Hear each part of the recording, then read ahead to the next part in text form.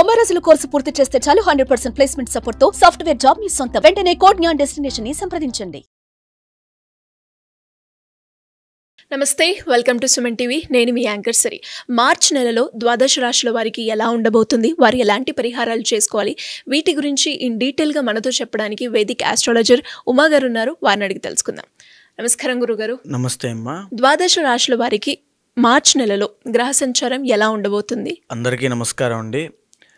ఈ మార్చ్ నెల అంటే ఈ మాసంలో చాలా మార్పులు జరగబోతున్నాయి. ఎందుకు అంటే ఈ నెల ఆఖరిలో, ఈ మాసం చివరిలో శని యొక్క ట్రాన్సిట్ జరగడం వల్ల కొంతమందికి ఏలినాటి శని లేదా శని దోషములు పోతున్నాయి, కొంతమందికి శని దోషాలు పట్టబోతున్నాయి ఈ మాసం చివరిలో.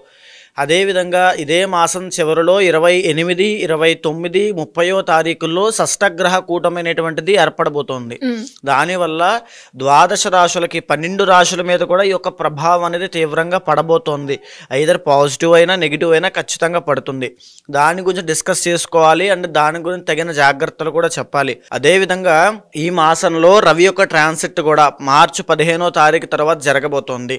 మార్చి 15వ తారీఖు వరకు కుంభంలో సంచరిస్తున్న రవిగ్రహ సంచారము 15 తర్వాత మీనంలోకి ఎంటర్ అవ్వబోతున్నారు. కాబట్టి దానివల్ల కూడా కొంత మార్పులు అనేవి ఉద్యోగ రీత్యా, పదవి యోగాల రీత్యా ప్రతి రాశికి కొన్ని మార్పులు జరగబోతున్నాయి. అయితే ఈ మాసము గ్రహ సంచారము చూస్తే వృషభంలో గురుగ్రహ బృహస్పతి సంచారము, మిథునంలో కుజగ్రహ సంచారము, కన్యలో కేతుగ్రహ సంచారము, కుంభంలో రవి శనుల యొక్క కంజంక్షను. రవి మార్చి 15 వరకు మాత్రమే కంజంక్షన్లో ఉంటారు, ఆ తర్వాత మీనంలోకి వెళ్ళిపోతారు. మీనంలో చంద్ర, శుక్ర, రాహు, బుధుల యొక్క సంచారం నడుస్తోంది. మార్చిలో వృశ్చిక రాశి వారికి విద్యాపరంగా, ఆరోగ్యపరంగా, విదేశీపరంగా, సంతానపరంగా ఎలా ఉండబోతుంది? వారు ఎలాంటి పరిహారాలు చేసుకోవాలి గురుగారు? వృశ్చిక రాశి వాళ్ళకి ఈ ఫాల్గుణ మాసము లేదా ఈ మార్చి మాసంలో కేవలము 3 గ్రహాలు మాత్రమే యోగిస్తున్నాయమ్మా. గురు, శుక్ర, బుధులు మాత్రమే వీళ్ళకి యోగిస్తూ ఉన్నారు. అయితే ఒక్కొక్కరిగా మనం యొక్క డీటెయిల్డ్గా మాట్లాడుకుంటే కనుక 4వ స్థానంలో రవి శనుల యొక్క సంచారం నడుస్తోంది. రవి శనుల కాంబినేషన్ కానీ కంజంక్షన్ కానీ చాలా ఇంపార్టెంట్ అయినది. శని ఎప్పుడైతే 4వ స్థానంలో ఉంటాడో అర్ధ అష్టమ శని అని మనం మాట్లాడుతూ చెప్తూ ఉంటాం.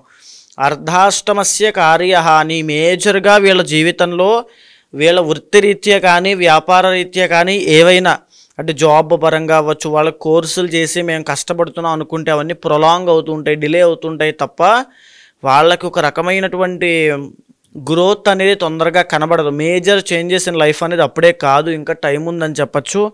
అయితే ఇప్పుడు ప్రజెంట్ 4వ స్థానంలో రవితో కూడా కలిసి ఉన్నారు కాబట్టి మరీ ముఖ్యంగా ప్రేమలో విరోధాలు ఏర్పడతాయి. అంటే ప్రేమ వ్యవహారాల్లో అపజయం పొందడము, బ్రేకప్స్ ఎక్కువ అవ్వడము, అంటే ప్రతి అంశము మనం మాట్లాడాలి కాబట్టి చెప్తున్నానమ్మా. ప్రయాణ విఘ్నములు అని అంటే వీళ్ళు ఏదైనా ఒక ట్రావెలింగ్ పెట్టుకుంటే మధ్యలో ఆగిపోవడం, వెనక్కి వచ్చేయడం లాంటివి ఎన్నో జరిగే అవకాశాలు ఉంటాయి. దాంతో పాటుగా ఏదైనా ముఖ్యమైనటువంటి ట్రావెలింగ్స్ కానీ ఏమైనా ఉంటే బ్రేక్ అవుతూ ఉంటాయి. సో ఆ విషయంలో చూసుకోవాలి. తర్వాత ఆరోగ్యపరంగా రవి బలం ఎప్పుడైతే లేదో, రవి ఎప్పుడైతే యోగించడో ఆరోగ్యం పట్ల ప్రత్యేకమైన శ్రద్ధ తీసుకోండి. నిద్ర పట్టకపోవడం, అతిగా ఆలోచించడము, ఆ డిసీజ్ కూడా ఎక్కువ అయిపోతుంది. మైగ్రేన్ కానీ ఇవన్నీ కూడా ఎక్కువ అవుతుంటాయి. ప్రతి పనిలోనూ ఆటంకాలు రావడము. మార్చి 15వ తారీఖు తర్వాత నుంచి వీళ్ళకి రవి 5వ స్థానంలోకి వెళ్ళబోతున్నాడు. వెళ్ళిన తర్వాత కూడా అంత గొప్ప ఫలితాలు ఏమీ ఉండవు, అన్నీ కూడా నార్మల్గా సాదాసీదాగానే ఉంటాయి తప్ప రవి బలం లేకపోవడం వల్ల వీళ్ళకి ఆరోగ్య ఇబ్బంది పడతాయి. జాగ్రత్తగా ఉండాలి. కాకపోతే 5వ స్థానంలో బుధ శుక్రుడు అద్భుతంగా యోగిస్తున్నారండి. వీళ్ళకి బుధ శుక్రుడు యోగించడం వల్ల నూతన వస్త్ర వాహన యోగాలు కానీ, గొప్ప గౌరవ మర్యాదలు పొందడం కానీ, విహారయాత్రలకు వెళ్ళడము, ఆకస్మిక ధనలాభాలు పొందడము, స్త్రీ సౌఖ్యం పొందడము, ఏదైనా వస్తువులు కొనుగోలు చేయడము, కొత్త వాహనాల్లో తిరగడము, లేకపోతే పాత మిత్రులను, బంధుమిత్రులను కలుసుకోవడము, సరదాగా జీవితాన్ని గడపడం లాంటివి శుక్రుడి యొక్క దృష్టి బాగుండడం వల్ల, శుక్రుడు యోగించడం వల్ల బుధుడితో పాటు చాలా బాగుంది. స్నేహితులతో కలిసి ఎంజాయ్ చేయడం లాంటివి చాలా బాగున్నాయి. అలాంటి యోగాలన్నీ కూడా అద్భుతంగా యోగిస్తున్నాయని చెప్పచ్చు. అయితే ఇక 5వ స్థానంలోనే రాహుగ్రహ సంచారం కూడా నడుస్తోంది కాబట్టి ఎస్పెషల్లీ ఆడవాళ్ళకి ఈ దోషం ఇబ్బంది పెడుతుంది. గర్భదోషము అని చెప్తూ ఉంటాం కదండి. మెన్స్ట్రల్ సైకిల్స్ విషయంలో అవ్వచ్చు, ప్రైవేట్ పార్ట్స్ దగ్గర అవ్వచ్చు, లేకపోతే ఆడవాళ్ళకి సంబంధించిన గుప్త రోగములు, ఓవర్ బ్లీడింగ్ కానీ ఇలాంటివి కూడా ఇబ్బంది పెట్టే అవకాశాలు చాలా ఎక్కువ ఉంటాయి. ఆరోగ్యపరంగా ఆడవాళ్ళు ప్రత్యేకమైన శ్రద్ధ తప్పకుండా తీసుకోవాలి. అనారోగ్య సమస్యలు సూచిస్తున్నాయి ఈ మాసంలో, జాగ్రత్తగా ఉండండి. ఇక సప్తమ స్థానంలో గురుగ్రహ సంచారము ఎక్సలెంట్ అని చెప్పచ్చు. వృత్తిరీత్యా మరీ డబ్బు లేకుండా, మరీ ఆదాయం లేకుండా కాకుండా వీళ్ళని కాపాడేది గురుబలమే. ఏదైనా శుభకార్యాల్లో పాల్గొనడం కానీ, లేదా వీళ్ళకి మే 15 వరకు మాత్రమే గురుబలం ఉంటుందండి. ఏ వృశ్చిక రాశి వాళ్ళు అనుకుంటే వీళ్ళకి పెళ్లి కావాలనుకుంటే మే 15 లోపు అయ్యే అవకాశం ఉంటుంది. లేకపోతే సంతానం లేని వాళ్ళకి సంతానం యోగము మే 15 లోపు వచ్చే అవకాశం ఉంటుంది.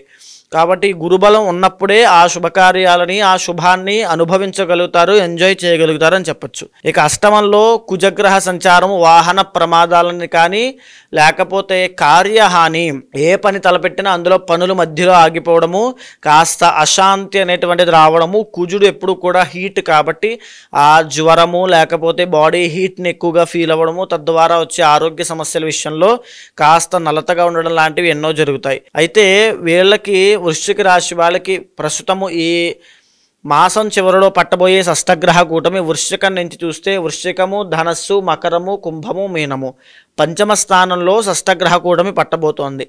పంచమ స్థానంలో పట్టబోతోంది కాబట్టి వీళ్ళ యొక్క నడవడికలో ఇబ్బందులు రావడము, వీళ్ళు స్వయంకృత అపరాధం చేస్తే కనుక, ఏదైనా అలవాట్లు కానీ వ్యసనాలు ఉన్న వాళ్ళు కానీ ఏవైనా తప్పిదాలు చేస్తే ఈ షష్టగ్రహ కూటమి ఎఫెక్ట్ వల్ల ఖచ్చితంగా జీవితం అంతా తారుమారవుతుంది అని చెప్పచ్చు. చాలా ఇబ్బందులు వస్తాయి. దీంతో పాటుగా సంతానము ఉన్న వాళ్ళకి సంతానపరమైన సమస్యలు వచ్చే అవకాశం ఉంది. సంతానం లేని వాళ్ళకి సంతానం విషయంలో మిస్క్యారీ అయ్యే యోగం కనబడుతోంది.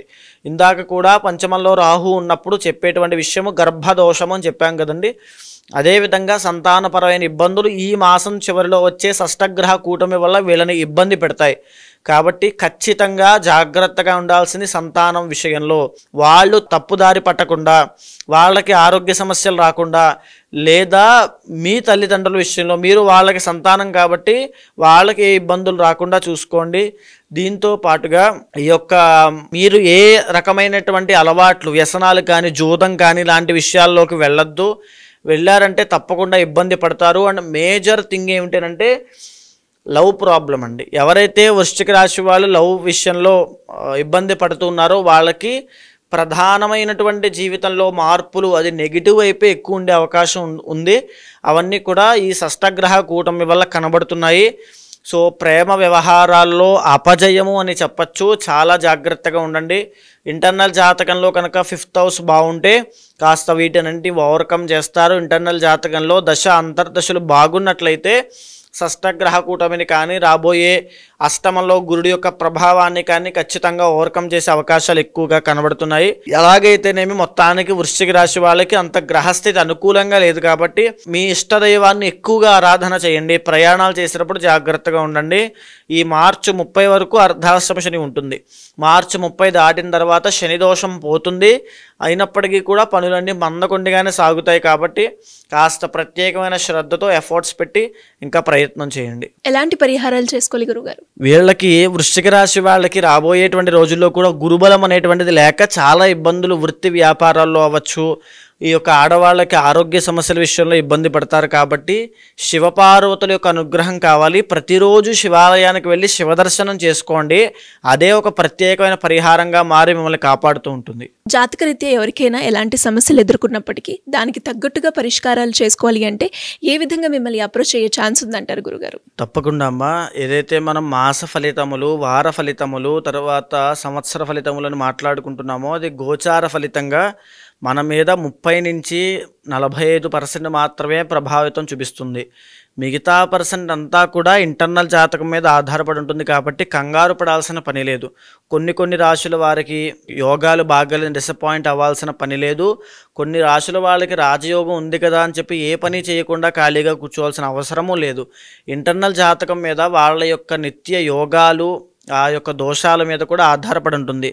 సో ఎవరైనా సంప్రదించాలనుకుంటే కింద కనిపించేటువంటి నెంబర్కి కాంటాక్ట్ చేయండి. తప్పకుండా మా వాళ్ళు మీకు పూర్తి వివరాలు ఇస్తారు. దాన్ని బట్టి తప్పకుండా ఇంటర్నల్ జాతకం చూసి దాన్ని గోచారంతో సమన్వయం చేసి ఏ సమస్యతో మీరు బాధపడుతున్నారో అది తెలుసుకున్న తర్వాత దానికి సరైనటువంటి పరిష్కారము ఏదైతే పరిహారం పూజలు ఉంటాయో అవి చేయించి తప్పకుండా మీకు ఆ రిజల్ట్ వచ్చేలా చేస్తాను. ధన్యవాదాలు గురుగారు. నమస్తే అమ్మా.